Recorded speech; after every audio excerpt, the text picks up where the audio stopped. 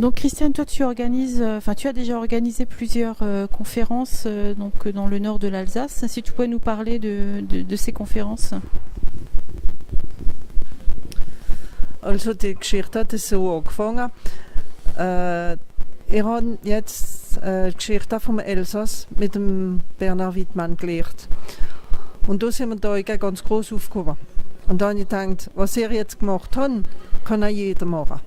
Und da ist mir gekommen, ihr könnt vielleicht Konferenzen machen mit Joseph Schmid-Biel, mit dem Bernhard Wittmann und anderen, die Historiker, die die Elsasser nicht an ihre eigene Geschichte kommen. Die Geschichte, die ihnen verpackt worden ist. Also soll die Geschichte an die Elsasser kommen. Und so wie habe ich die Konferenz organisiert, also der erste mit dem Joseph Schmid-Biel, wo gefragt hat, also, les Alsaciens vont-ils disparaître? 80 Personen von der ersten Konferenz. Und Joseph hat uns expliziert, was jetzt alles vorkommen kann, wie wir jetzt in dieser großen Region sind, wo sie uns ganz reintunken. Also unsere Geschichte ist sowieso verborgt. Ich habe sie so gelernt und ich denke, wenn die Elsasser selbst ihre eigene Geschichte lernen, da gibt es einen anderen Kampf. Also ich hoffe es einmal, dass sie dann noch aufstehen. Für den Moment 90% der Elsasser wissen nicht, was im Elsass geschah ist. Und das müssen sie wissen, um aufzustehen können. Die zweite Konferenz habe ich dann noch gemacht mit dem Thierry Kranzer und da hat uns geredet von der Immersion der Kleinkinder in der elsassischen Sprache. Und die dritte Konferenz ist mit dem Michel Kremper und da lehrt uns dann von seinem nächsten Buch der José. Das ist ein Autonomist gewesen und er lehrt uns, was da alles passiert ist mit den Autonomisten. Donc les autonomistes alsaciens sont très nombreux dans le nord Alsace. Donc il y a José, il y a Kepi. Michel Kremper va nous apprendre tout ce qui s'est passé à cette époque-là, avec ces autonomistes, comment ils ont été, entre parenthèses, massacrés. Moi, je suis de la génération d'après-guerre, je n'ai jamais appris l'histoire de l'Alsace. Et j'aimerais, par ce biais-là, apprendre aux Alsaciens ce qu'est leur histoire propre pour que, justement, ils défendent l'Alsace. Donc les conférences que tu organises en fait sont apolitiques, tu ne le fais pas sous l'étiquette d'un parti régionaliste. Non, ces conférences sont complètement apolitiques parce que justement elles concernent toutes les personnes, qu'elles soient de droite, de gauche ou du centre. C'est pas le problème. Le problème c'est de connaître son histoire. La politique c'est une chose, l'histoire c'est autre chose. Alors je pense qu'il y a beaucoup d'initiatives qui sont prises un peu partout en Alsace ou qui ont envie d'être prises, mais parfois les gens n'ont pas le courage ou ne savent pas comment faire. Donc si tu pouvais donner des conseils aux personnes qui ont envie, par exemple, de faire la même chose que toi, d'organiser des conférences sur l'histoire, sur la culture ou sur la langue dans un autre coin d'Alsace. Moi je leur dirais qu'il faut foncer, qu'il ne faut pas avoir de peur. De toute façon, qui ne fait rien n'apprend rien. Donc il faut se lancer, il faut faire ce qu'on a envie de faire. Plus on en fera et mieux ça vaudra. J'aimerais bien que ces conférences fleurissent un peu partout dans l'Alsace. Et je pense que tous nos auteurs sont prêts à venir témoigner, que ce soit au niveau de l'histoire, au niveau de l'art, au niveau de la poésie, au niveau même de la musique, nos humoristes, tous ces gens-là ont envie de s'exprimer et puis s'ils peuvent le faire le plus souvent possible, ce sera d'autant mieux pour l'Alsace. Voilà Monique. Donc alors il y a quelque temps j'ai partagé, enfin il y a quelque temps c'est assez récent, j'ai partagé donc 3 interviews. Donc il y avait celle de Nadia Haug, donc celle d'Angèle Romer, hein, donc qui s'investit bénévolement dans une école primaire et une école maternelle de la région de Colmar, donc pour apprendre l'alsacien aux enfants. Et j'avais aussi mis en ligne une petite vidéo de Thierry Kranzer. Donc vous êtes favorable à l'immersion totale dès la maternelle, donc de l'alsacien, mais avec un complément qui pour vous est indispensable, c'est donc le lien avec le Hochdeutsch. Donc si vous pouvez nous expliquer pourquoi cette volonté de lier l'alsacien à cette langue allemande. Ja, wir sind schon lange interessiert für den elsässischen Spruch. Aber der Spruch hat zwei Seiten. Zuerst die Dialekte, Alemannisch und Fränkisch, und das Hochdeutsch, also die Langue, der Standortspruch. Natürlich hat eins nicht ohne das andere sein. Wir sind Arisch, wir haben Arisch an unserer Dialekt, das ist normal. Aber der Dialekt sind schon jetzt, da fehlt viel Wortschatz. Die Elsässer reden es nicht richtig mit allem Wortschatz, den sie nicht kennen, leider.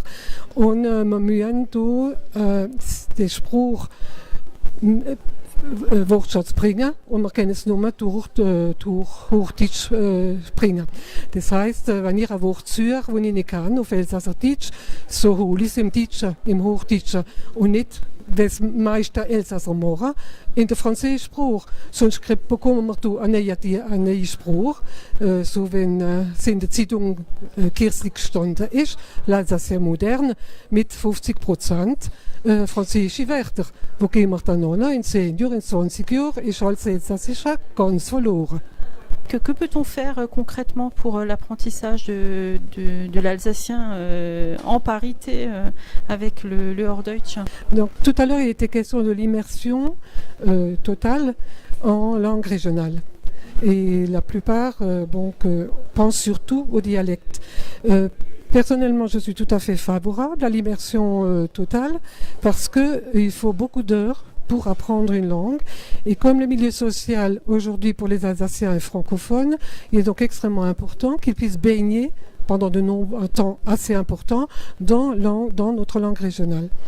Mais je voudrais corriger, enfin non pas corriger, mais dire quand même que pour moi et pour notre association, pour notre fédération, il est important que les deux langues soient mises en relation dès le plus jeune âge, c'est-à-dire dès l'entrée en maternelle.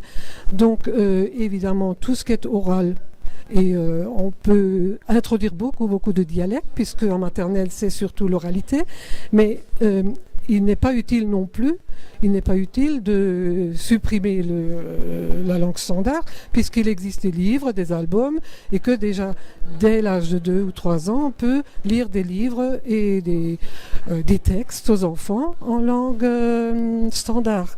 Ce qui permet de relier effectivement les deux langues, et surtout de donner à l'enfant, bon, peut-être pas dès la maternelle, mais plus tard, l'idée que les deux langues étant reliées, les deux langues font partie d'une même langue régionale, que ce n'est pas la langue allemande qu'ils apprennent à l'école, n'est pas seulement la langue des voisins, mais qu'elle est vraiment proprement la langue de leur région.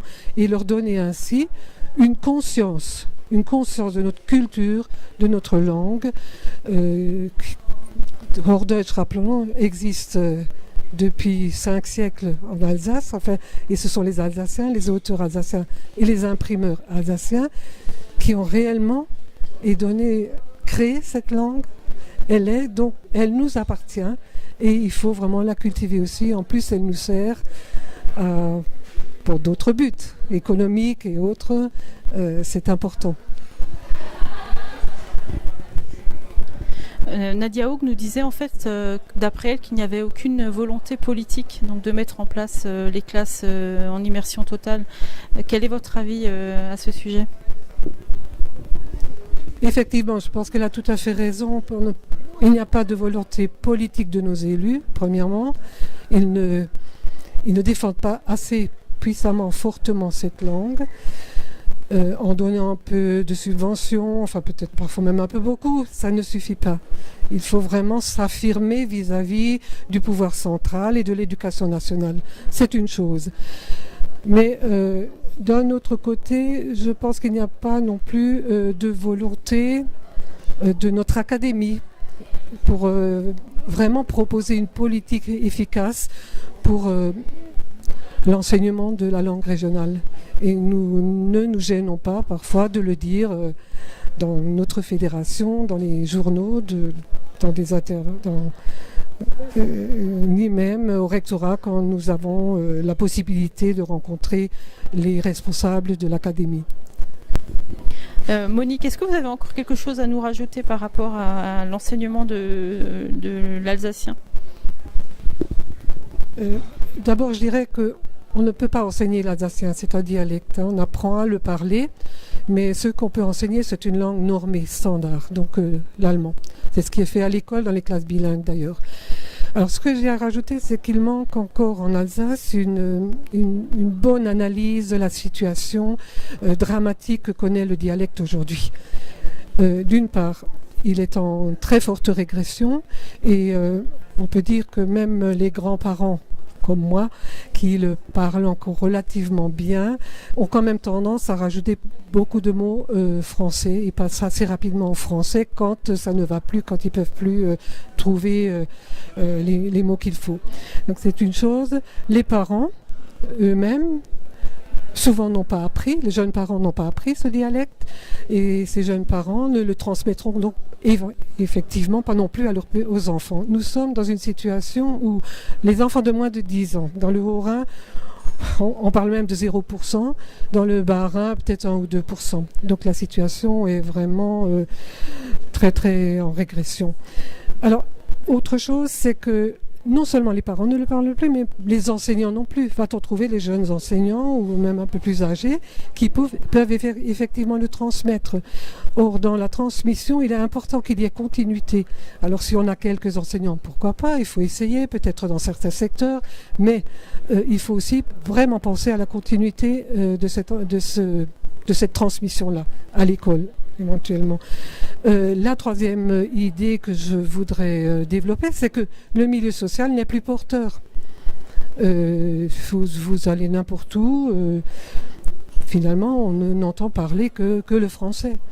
Et c'est donc un peu difficile pour les jeunes enfants qui apprennent ou qui tentent de le parler, de trouver des interlocuteurs avec eux ou de personnes qui peuvent leur répondre dans cette langue et voilà, ou surtout des copains qui pourraient entre eux se communiquer.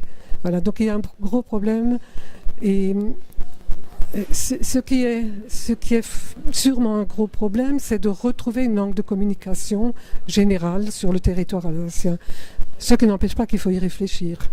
Et il y a quelques petites solutions, bien sûr, et quelques pas en avant actuellement.